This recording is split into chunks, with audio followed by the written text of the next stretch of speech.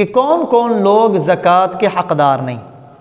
یاد رکھیں، اگر کسی شخص کی ملکیت میں 7.5 تولے سونا یا 52.5 تولے چاندی ہو تو اسے زکوٰۃ دینا جائز نہیں۔ اگر 7.5 تولے سونا تو نہیں، چونکہ سونے کے ساتھ عموماً نقدی ہوتی ہے اور معیار چاندی کو بنایا جاتا ہے، اگر اس کے پاس اتنا سونا ہے جس کی قیمت 52.5 تولے چاندی کو پہنچتی ہے تو اس آدمی کو بھی زکوٰۃ نہیں دی جا سکتی۔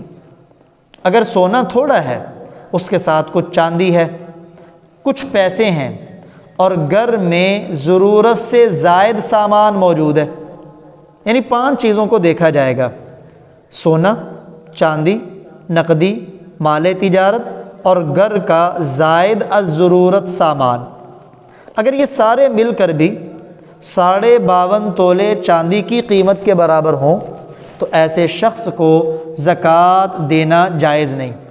ضرورت سے زائد سامان کون سا ہے؟ دیکھیں، انسان کی جو بنیادی ضروریات ہیں، کھانے پینے کا سامان، رہائشی مکان، استعمال کے کپڑے، گھریلو ضروری اشیاء، مثلا سلائی مشین ہے، دھلائی کی مشین ہے، فریزر ہے، کھانے پکانے کے برتن ہیں، تو یہ بنیادی ضرورتیں۔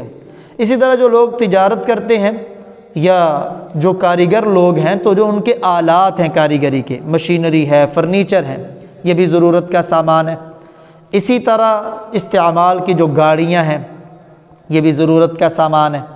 ان کے علاوہ جو زائد از ضرورت سامان ہے، اگر وہ 52.5 تولے چاندی کی مالیت کو پہنچتا ہے تو یہ آدمی زکوٰۃ کا حقدار نہیں۔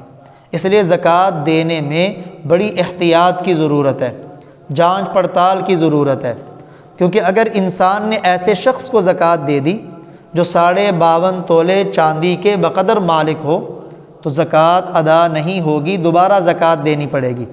جیسے عموماً ہمارے معاشرے میں مشہور ہے، جی یہ بیوہ ہے، اسے زکوٰۃ لگتی، حالانکہ یہ جو 8 مصارف میں نے ابھی ذکر کیے ہیں ان کے اندر بیوہ کا لفظ نہیں ہے۔ بیوہ اگر فقیر ہے یا مسکین ہے تو زکوٰۃ کی حقدار ہے، لیکن اگر بیوہ ہی اس کے پاس سونا ہے یا چاندی ہے یا 52.5 تولے چاندی کی مالیت اس کے پاس بنتی تو وہ زکوٰۃ کی حقدار نہیں۔ اسی طرح یتیم بچے عموماً نابالغ ہوتے ہیں، لیکن جو بالغ ہو جاتے ہیں معاشرے میں انہیں بھی یتیم ہی کہا جاتا ہے، اگرچہ شرعی طور پر وہ یتیم نہیں، تو انہیں بھی کہا جاتا ہے جی ان کی زکوٰۃ ان کو لگتی ہے۔